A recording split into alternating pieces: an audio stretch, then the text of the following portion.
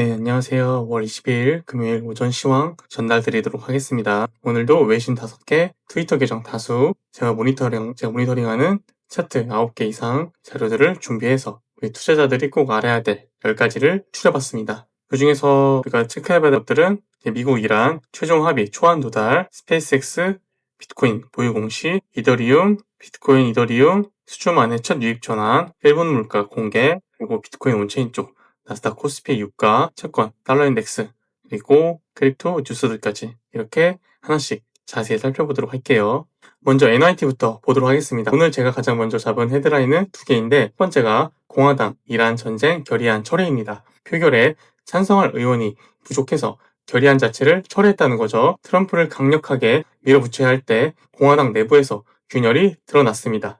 이란 정책에 대한 당내 갈등이 표면화된 거죠. 두 번째가 이란 실권자 분석입니다. NYT가 누가 이란을 운영하고 있느냐 라는 제목으로 분석을 냈는데 이란 의사결정이 IRGC, 이란혁명 수비대, 소수 강경파들한테 집중돼 있다는 거죠. 협상 테이블에 합의가 나와도 내부 강경파가 다시 뒤집을 수 있다는 리스크가 있다고 보도하고 있습니다. 그리고 독일이 이란의 지시로 유대인 지도자들을 암살하려 했다는 혐의로 2명을 기소했다는 뉴스도 있었습니다. 이란 강경파의 해외 공작 활동이 계속되고 있다는 거죠. 월드스트리트저널 주 뉴스를 보면은 트럼프 행정부가 IBM을 포함해서 양자 컴퓨팅 기업 9개사에 20억 달러를 투자하고 지분을 인수하기로 했다는 월드스트리트저널을 단독 보도 있었습니다. 양자 컴퓨팅이 뭔지 간단히 설명드리면 기존 컴퓨터보다 특정 연산을 수백만 배 빠르게 처리하는 차세대 컴퓨터 기술입니다. 정부가 직접 지분을 갖는다는 건 굉장히 이례적인 조치이죠. AI, 반도체 테마에 이어 양자 컴퓨팅도 나스닥 성장 동력이 될 수 있습니다. 그리고 시장 S&P 500이 0.17% 상승, 나스닥은 0.09%, 러셀 2000은 0.93% 상승했습니다. 중소형주 러셀이 제일 많이 올랐다는 건 위험선호 심리가 넓게 퍼지고 있다고 볼 수 있겠습니다. 블룸버그에서는 오늘 2개 단독 보도가 나왔습니다. 첫 번째가 이란 오만 호르무즈 해협 통행료 협상입니다. 이란이 오만과 호르무즈 해협에 영구적인 통행료 시스템을 만드는 협상을 하고 있다는 블룸버그 단독 보도인데 이게 우리가 어떻게 해석을 해야 되냐면 이란이 해협을 막겠다는 카드보다 통행료를 받겠다는 경제적 실리 노선으로 가고 있다고 볼 수 있습니다. 협상 타결 가능성을 높이는 맥락이죠. 두 번째가 EU, 중국 반도체 제재를 해제하는 것을 검토한다는 단독 보도입니다. 불과 몇 주 전에 금지했던 제재를 자동차 업계 압박 때문에 다시 풀 수 있다는 거죠. 공급망 관리가 얼마나 복잡한지를 보여주는 사례인데 반도체 관련 종목들한테 체크해야 될 뉴스입니다.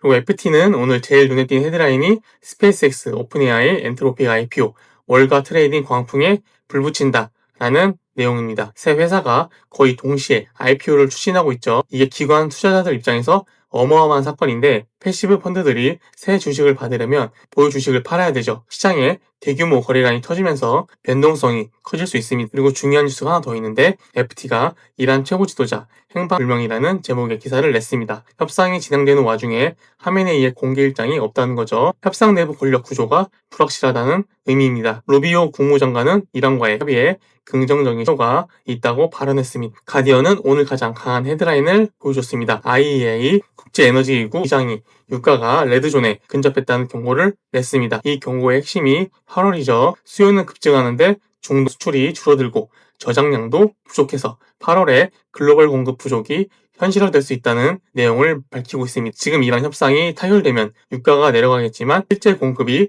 늘어나지 않으면 IEA 경고가 현실화될 수 있습니다. 협상 타결 이후에도 유가 장기 흐름은 계속 지켜봐야 됩니다. 그리고 이스라엘이 플로틸라 외국인 활동가들을 추방했다는 뉴스도 있었습니다. 추가로 트럼프가 폴란드에 5,000명을 추가 파병하기로 했다는 뉴스도 나왔고요. 러시아에 대한 압박 기조를 강화하는 거죠. 오늘 중요 자산군들 체크해 볼게요. 나스닥은 일본 기준 19,443포인트 1.33% 상승했습니다. 어제부터 말씀드린 쌍봉의 리스크 찍고 점점 내려오고 있다는 거죠. 강하게 올리지 못하고 오더블락에서 저항을 맞고 내려오고 있습니다. 만약 여기서 눌리는 게 기정사실화되면 제가 체크한 아랫박스 28,000 초반까지 밀릴 수 있습니다. 그 이후 이제 캔들 패턴과 거래량 구조를 다시 한번 체크해야겠죠. 코스피도 보면 나스닥이랑 비슷한 상황으로 볼 수 있습니다. 어제 삼성 파업 타결로 6.49% 급등을 해서 피보나치 0.786, 7,400포인트 저항 구간에 진입했고 현재 나스닥이랑 같은 맥락으로 보시면 되겠습니다.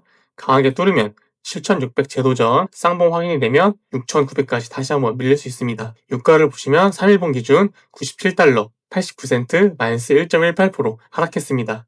추세선에 계속 걸쳐있는 상태로 보고 있죠. 사실 어제와 비슷한 맥락으로 크게 다를 바 없는 내용으로 볼 수 있습니다. 오늘 미국 이란 뉴스가 방향을 결정할 수 있는데 협상에 타결되면 유가는 크게 빠질 수 있고 실제 어제 FT에서 호르무즈 유조선 통과 보도가 나왔을 때 6% 이상 빠졌죠. 공식 타결되면 그 이상 높은 퍼센테이지가 빠질 수 있습니다. 반대로 102 위로 올라간다면 전고점 110달러를 제휴하는 구조로 갈 수 있습니다. 금 차트 볼게요. 일본 기준 4,527달러 마이너스 0.36% 하락했습니다. 어제 계속 올리지 못하고 있었고 그 힘이 오늘까지 이어지고 있죠. 4,740달러를 못 넘기면 상승의 전환을 확신하기 어렵고 다시 하방으로 내려오면 지금 4,500달러 지지선까지 기다려야 됩니다. 그 구간에 다시 올라가는 걸 이란 협상이 타결되면 안전자산 수요가 줄면서 금이 추가 하락할 수 있다는 것도 참고해야겠습니다. 지금은 자리를 계속 기다려야 되면서 현재 지지가 뚫리는지 다시 밟고 올라가는지 올라가면 그 위에서 상승 추세를 바꾸려는지 이렇게 세 가지 포인트로 나눠서 보는 게 좋겠습니다. 채권금리 볼게요. 오늘 소폭 상승했고 10년물은 4.576 플러스 0.09로 올랐고 30년물은 5.096 플러스 0.02% 올랐습니다. 어제 전 만기 하락에서 소폭 다시 올랐죠. 이게 인플레 압박이 구조적으로 해소되지 않고 있다라고 볼 수 있습니다. 하루 이틀 단위로 오르고 내리고 하는 노이즈인데 30년물이 5%대를 계속 유지하고 있다는 게 진짜 리스크이며 핵심이죠. 달러 인덱스는 99.226 플러스 0.04% 올랐습니다. 어제랑 같은 상황으로 볼 수 있으며 99.343 기준으로 위로 간지 아니면 쐐기 추세선 리테스트를 하러 내려가는지 두 가지를 계속해서 봐야 됩니다. 비트코인과 온체인 쪽 살펴볼게요. 1시간봉 기준으로 77,553달러 플러스 0.27로 올랐습니다. OI 미결제 약정은 10만 732 계약이며 지금은 영향이 없이 움직이고 있다고 볼 수 있습니다. 외부 요인에 의해서 만약에 추가 상승이 나오거나 또는 실망 소식에 의해 하락할 때 그때 미결제가 어떻게 튀는지 보는 게 중요하겠으며 이 움직임에 대한 브리핑은 텔레그램에서 제가 공유 드리도록 할게요. 지금 시각 기준으로는 방향이 없기 때문에 드릴 말씀이 없습니다. 청산맵 기준을 보면 77,564달러 여기에서 상방 8만 달러까지 숏이 집중되어 있고 하방은 76,000달러의 롱 물량들이 몰려 있습니다. 어제랑 말씀드렸다시피 이 구간에서 변곡이 나오기보다 가속이 나올 구간으로 보자라고 말씀드렸죠. 펀딩비를 보면은 바이낸스, 바이비트 양펀비며 구코인이 은펀비입니다. 전체적으로 양펀비이기 때문에 선물과 크게 괴리가 없고 아직까지는 롱 쪽에서 미세하게 앞서 나가고 있다 이렇게 볼 수 있습니다. CBD 차트를 볼게요. 어제는 제가 개미 풀매수 얘기를 드렸는데 어제 새벽에 이란, 미국 협상 소식 때문에 갈색고래 쪽에서 크게 풀매수가 나왔습니다. 다만 갈색고래는 양방향 해칭이 다른 고래들보다 더 심한 포지션이기 때문에 이게 진짜 의도인지 아닌지는 실제로 차트에서 거래량과 중요 기점을 깨는지 그 부분을 체크하면서 동시에 봐야 되는데 지금은 똑같은 횡보 구간에 있죠. 그래서 조금 더 지켜보는 게 좋겠습니다. 특히 빨간 고래가 미동 없이 가만히 있는 게 이 점도 같이 유의해서 봐야 되고요. 비트코인 ETF 흐름 보겠습니다. 4일 연속 유출이 나오다가 그 유출의 폭이 점점 줄어들고 있었죠. 그리고 오늘 아직 집계가 안 됐지만 양수로 이더리움과 비트코인 둘 다 났습니다. 만약에 이따가 집계되었는데도 유출이 현저히 적거나 또는 미세한 양수로 전환이 되었다면 그 조금이나마 긍정적으로 볼 수 있는 시그널로 판단할 수 있겠습니다. 이따가 집계가 되면 텔레그램에서 실시간으로 공유해드리도록 할게요. 크립토 뉴스 살펴보겠습니다. 스페이스X가 SEC 공시 서류에서 비트코인 18,712개를 보유하고 있다는 걸 공식 확인했습니다. 가치로 14억 5천만 달러이며 평단은 38,000대로 알고 있습니다. 하나로 약 2조 원 수준이죠. 이게 왜 중요하냐면 마이크로 스트래티지처럼 비트코인을 재무자산으로 보유하는 기업이 늘어나고 있는 추세죠. 스페이스X가 공식 SEC 서류에 이걸 명시했다는 것, 기업 레벨에서 비트코인을 정책 자산으로 인정하고 있다는 신호로 읽힐 수 있습니다. 두 번째는 억만장자 마크 큐반이 보유 중이던 비트코인 부분을 팔았다라고 밝혔습니다. 그 이유는 비트코인이 플롯을 잃었다. 항상 금보다 나은 버전의 금이 될 거라 생각했는데 그게 아니다라고 본인이 판단하고 행동을 취했다라고 말하는 거죠. 그리고 트럼프 양자 컴퓨팅 20억 달러 투자 아까 말씀드렸다시피 이 결정은 IBM 포함 양자 컴퓨팅 기업 9개사에 20억 달러 투자와 지분 인수를 하게 됩니다. 추가로 나스닥 AI 기술 테마 강화 재료로 사용될 수 있으며 양자 컴퓨팅이 블록체인 보안에 미치는 장기 영향을 우리가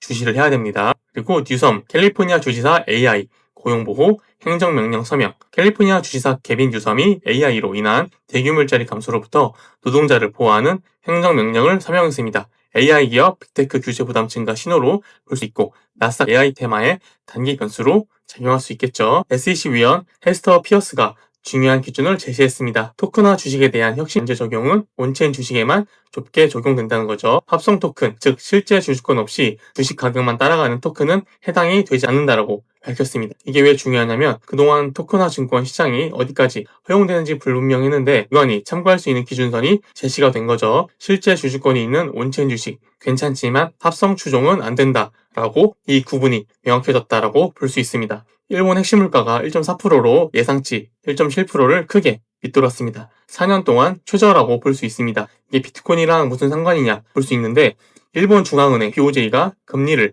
올리려면 물가가 올라야 되죠. 근데 이렇게 물가가 낮으면 금리 인상 명분이 없어집니다. BOJ가 금리를 올리지 못하면 엔화가 약세를 유지하고 글로벌 엔캐리 트레이드 자금이 계속 위험자산으로 흘러들어올 수 있죠. 비트코인 포함 위험자산 전반의 단기 긍정 신호로 볼 수 있습니다. 바이낸스가 스페이스X 나스닥 상장 전에 선물 상품을 출시했습니다. 리테일 투자자들이 IPO 이전에 스페이스X 기업 가치에 베팅할 수 있게 된 거죠. 이건 굉장히 흥미로운 움직임인데 크립토 거래소가 전통 IPO 시장의 영역으로 들어오고 있다는 거며 IPO와 크립토의 경계가 무너지고 있다고 볼 수 있습니다. 리플 프라임이 EDX 마켓과 공식 통합했습니다. EDX 마켓은 사이타델, 피델리티, 찰스 슈왑, 골드만삭스가 지원하는 기관 거래소인데 AUM 규모가 7조 달러에 육박합니다. 이게 뭘 의미하냐면 월가 최대 기관들이 만든 거래소에 리플 생태계가 공식 편입됐다는 거죠. 기관 자금이 리플 관련 상품에 접근할 수 있는 채널이 생겼다라고 볼 수 있으며 리플 생태계 장기 강세 재료로 적용할 수 있습니다. 미국과 이란이 파키스탄 중재로 최종 합의에 초안에 도달했다는 보도가 나왔습니다. 이란 국영 뉴스와 알 아라비아 보도를 인용한 건데 공식 발표가 수시간 내 예정돼 있다고 해요. 이게 확정되면 자산 영향 체인에 크게 움직이며 유가가 급락하고 채권 금리 압박이 완화가 되고 나스닥이 추가 상승하고 달러 강세가 꺾이면서 비트코인 상방 여건이 개선이 되겠죠. 물론 아직 공식 발표 전인데 IRGC 강경파가 뒤집을 수 있다는 리스크도 있습니다. 공식 발표 전까지는 조심해야 되죠. 마지막으로 블록체인컴이 미국 IPO를 위한 비밀 서류 제출을 했습니다. 스페이스X, 오픈AI, 엔트로픽이 이어서 크립토, 네이티브 기업도 공개 시장으로 나오는 물결이 계속되고 있죠. 그리고 이더리움 레이어2 프로토콜 중 하나인 제로 네트워크가 서비스를 종료한다는 뉴스도 나왔습니다. 레이어2 생태계에서 경쟁이 치열해지면서 약한 프로젝트들이 정리되고 있으며 이런 건강한 정리가 이더리움 생태계에 장기적으로 긍정적인 신호로 읽힐 수 있습니다. 코인베이스가 중국 AI 미 국가안보 테마 인덱스를 추종하는 무기한 선물을 출시했다는 뉴스도 나왔습니다. 크립토 파생 상품 시장이 계속 다양화되며 시장이 넓어지고 있다고 볼 수 있습니다.